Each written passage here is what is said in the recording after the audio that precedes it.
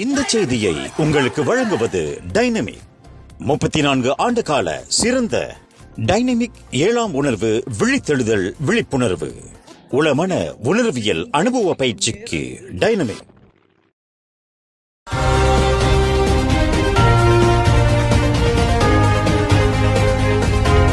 வணக்கம். திசைகளின் 5 மணி செய்திகள். போதைப்பொருள் கடத்தல், 6 துப்பாக்கிகளை வைத்திருந்த டெக்னீஷியன் மீது குற்றச்சாட்டு.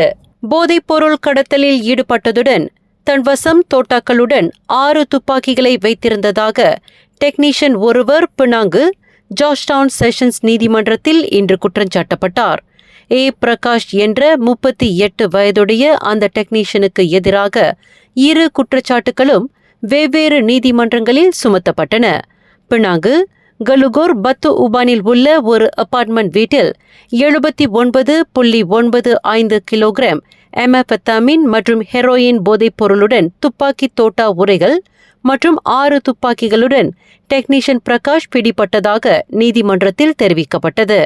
குற்றவாளி என்று நிரூபிக்கப்பட்டால் மரண தண்டனை அல்லது ஆயுள் தண்டனை மற்றும் 6க்கும் குறையாத பிறம்படி தண்டனை விதிக்க வகை செய்யும் 1971ஆம் ஆண்டு சுடும் ஆயுதம் சட்டம் மற்றும் 1952ஆம் ஆண்டு அபாயகர போதைப்பொருள் சட்டம் ஆகியவற்றின் கீழ் பிரகாஷ் கடுமையான குற்றச்சாட்டுகளை எதிர்நோக்கியுள்ளார். எனினும் தனக்கு எதிரான 2 குற்றச்சாட்டுகளை மறுத்து பிரகாஷ் விசாரணை கோரியுள்ளார். பிரகாஷிற்கு எதிரான 2 குற்றச்சாட்டுகளில் சட்டப்பிரிவுகளும் மரண தண்டனைக்கு வகை செய்வதால் இவ்வழக்கு உயர் நீதிமன்றத்திற்கு மாற்றப்படும் வேளையில் அவரை ஜாமீனில் விடுவிக்க அனுமதி மறுக்கப்பட்டது. முஸ்லிம் அல்லாத வயது குறைந்த இளையோர்களை மத மாற்றத்திற்கு ஊக்குவித்து வருவதாக கூறப்படும் சர்ச்சைக்குரிய சமய போதகர் ஃபிர்டாஸ் வாங் தொடர்பாக GHRF எனப்படும் உலகளாவிய மனித உரிமை சம்மேளனம் இனி போலீஸ் புகார் செய்யப்போவதில்லை என்று முடிவு செய்துள்ளதாக அதன் தலைவர் எஸ். சசிகுமார் தெரிவித்துள்ளார். போலீஸ் புகார் செய்து எதுவும் நடக்கப் போவதில்லை என்பதால் இந்த விவகாரத்தை சமய இலாக்காவிற்கும் அரசாங்கத்திடமும் தாம் விட்டுவிடப் போவதாக சசிகுமார் குறிப்பிட்டார். இந்து மதம் உட்பட இஸ்லாம் அல்லாத பிற மதங்களை இழிவுபடுத்தி காணொலி வெளியிட்டதற்காக ஜம்ரி வினோத் காளிமுத்து மற்றும் ஃபிர்டோஸ் வாங் ஆகியோருக்கு எதிராக ஏகப்பட்ட போலீஸ் புகார்கள் செய்யப்பட்டன. ஆனால் அவர்கள் மீது இதுவரையில் எந்த ஒரு நடவடிக்கையும் போலீஸ் துறை எடுக்கவில்லை. அதிகமான போலீஸ் புகார்களை செய்து தாங்கள் அசந்து விட்டதாக சசிகுமார் சுட்டிக்காட்டினார். குறிப்பாக இவர்களை நீதிமன்றத்தில் குற்றஞ்சாட்டும் அளவிற்கு போதுமான ஆதாரங்கள் சமர்ப்பிக்கப்பட்டும் அவர்களுக்கு எதிராக நடவடிக்கை இல்லை என்பதே பதிலாக கிடைத்துள்ள பட்சத்தில் போலீஸ் புகார் செய்து என்ன நடக்கப் போகிறது என்று சசிகுமார் தனது ஏமாற்றத்தை இன்று பதிவு செய்துள்ளார். தங்களை போலீஸ் அதிகாரிகள் என்று கூறிக்கொண்டு ஒரு வங்காளதேச பிரஜையை மடக்கி ரொக்க பணத்தையும் உடைமைகளையும் கொள்ளையிட்டதாக 2 இந்திய பெண்கள் உட்பட 4 கோலாலம்பூர் செஷன்ஸ் நீதிமன்றத்தில் இன்று குற்றஞ்சாட்டப்பட்டனர்.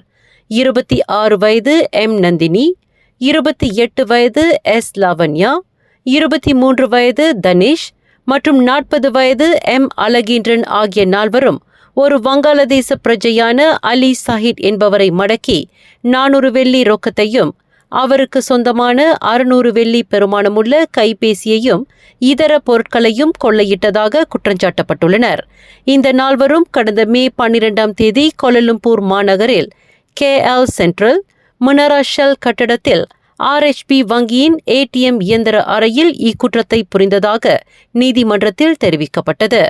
குற்றவாளி என்று நிரூபிக்கப்பட்டால் கூடியபட்சம் 20 ஆண்டு சிறை, அபராதம் மற்றும் பிறம்படி தண்டனை விதிக்க வகை செய்யும் குற்றவியல் சட்டம் 395 பிரிவின் கீழ் 4வரும் குற்றச்சாட்டை எதிர்நோக்கியுள்ளனர்.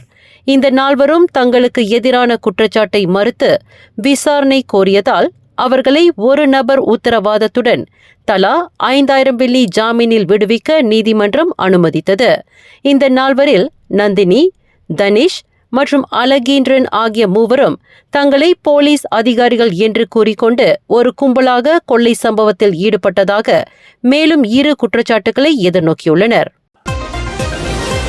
கொலகுபுபாரு சட்டமன்ற இடைத்தேர்தலுக்கு பிறகு மீண்டும் பரபரப்பை ஏற்படுத்தியுள்ள பினாங்கு சுங்கை பக்கப் சட்டமன்ற இடைத்தேர்தலில் ஒற்றுமை அரசாங்கத்தை பிரதிநிதித்து போட்டியிடக்கூடிய வேட்பாளரின் பெயர் அடுத்த வாரம் அறிவிக்கப்படும் என்று பிரதமர் டத்தோஸ்ரீ அன்வார் இப்ராஹிம் தெரிவித்துள்ளார்.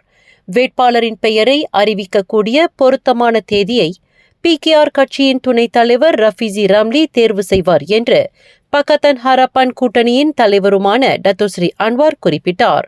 இந்த இடைத்தேர்தலில் போட்டியிடக்கூடிய தகுதி வாய்ந்த நிறைய பேர் இருப்பதாகவும் அவர்களில் ஒருவரை பொருத்தமான தேதியில் ரஃபீசி ராம்லி அறிவிப்பார் என்று டத்தோஸ்ரீ அன்வார் தெரிவித்தார்.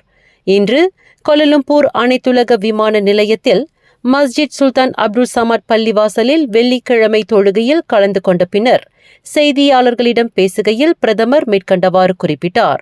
சுங்கை பக்கப் சட்டமன்ற இடைத்தேர்தல் வரும் ஜூலை 6ஆம் தேதி நடைபெறவிருப்பதாக தேர்தல் ஆணையமான SPR அறிவித்துள்ளது. இம்மாதம் 22ஆம் தேதி வேட்புமனு தாக்கல் நடைபெறவிருக்கிறது.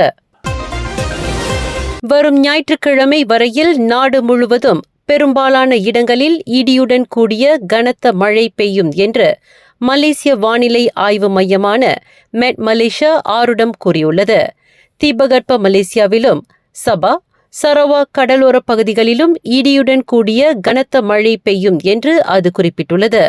இது தொடர்பாக நடப்பு நிலவரத்தை தேசிய பேரிடர் நிர்வாக ஏஜென்சியான நட்மாவிடமும் மெட் மலேசியா தெரியப்படுத்தியுள்ளது.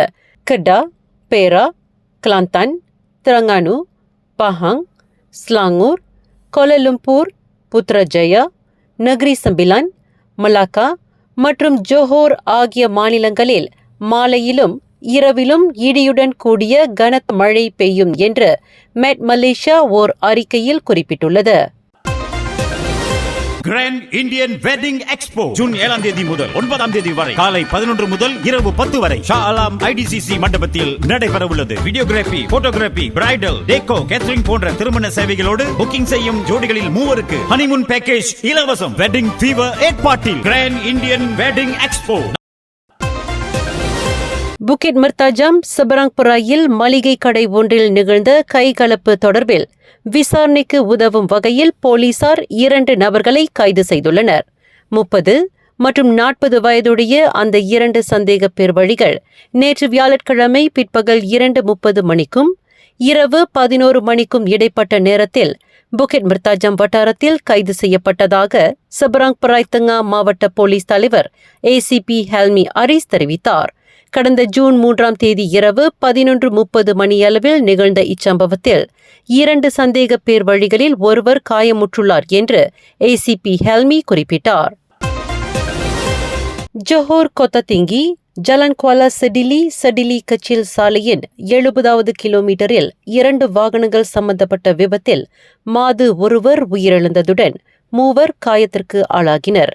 நேற்று வியாழக்கிழமை பிற்பகல் 3:45 மணியளவில் நிகழ்ந்த இச்சம்பவத்தில் உள்ளூரை சேர்ந்த 58 வயது மாது செலுத்திய டொயோட்டா அவான்சா வாகனமும் 30 வயது மனைவி மற்றும் 6 வயது மகளுடன் 30 வயது ஆடவர் செலுத்திய புரோத்தோன்சாகா காரும் எதிரும் புதிருமாக மோதிக்கொண்டதாக போலீசார் தெரிவித்தனர்.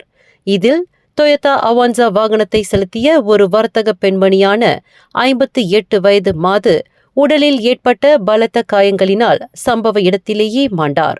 சவ பரிசோதனைக்காக அவரின் உடல் கொத்ததிங்கி மருத்துவமனையின் சவ கிடங்கிற்கு கொண்டு செல்லப்பட்டது.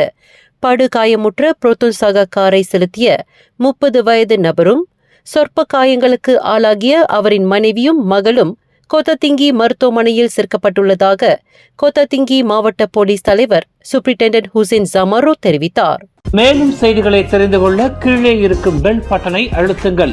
உங்கள் மகிழ்ச்சியை வெளிப்படுத்த லைக் மற்றும் ஷேர் செய்யுங்கள். தொடர்ந்து திசைகளோடு இணைந்திருக்க சப்ஸ்கிரைப் செய்யுங்கள்.